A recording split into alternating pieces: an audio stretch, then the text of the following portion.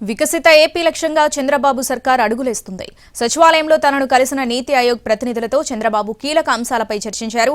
ముఖ్యంగా వికసిత ఏపీ 2047 కోసం తీసుకోవాల్సిన చర్యలు, ప్రాజెక్టులపై చర్చించినట్లు తెలుస్తోంది.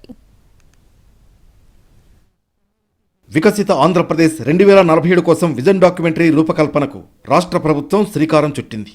సచివాలయంలో ముఖ్యమంత్రి చంద్రబాబును నీతి ఆయోగ్ సీఈఓ బీవీఆర్ సుబ్రహ్మణ్యం, సంస్థ ప్రతినిధులు కలిశారు. వికసిత భారత్ 2047కు ప్రణాళిక సిద్ధం చేస్తున్నట్లుగానే వికసిత ఆంధ్రప్రదేశ్ 2047కు విజన్ డాక్యుమెంట్ తయారు చేయడంపై నీతి ఆయోగ్తో చర్చించారు.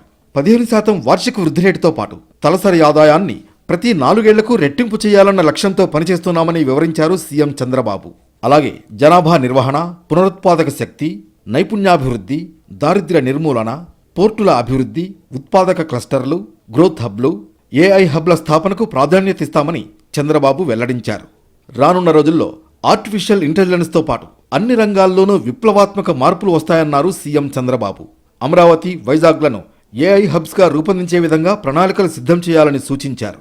రాష్ట్రంలో ఏఐ యూనివర్సిటీని ఏర్పాటు చేయాలన్న ఆలోచనతో ఉన్నామని, ప్రతి సామాన్యుడికి ఫలాలు అందించాలన్నదే తమ లక్ష్యమన్నారు. వ్యవసాయ రంగంలోనూ నూతన ఆవిష్కరణలు తీసుకురావడం, ప్రకృతి వ్యవసాయాన్ని ప్రోత్సహించేలా విధానాలు ఉండాలన్నారు సీఎం.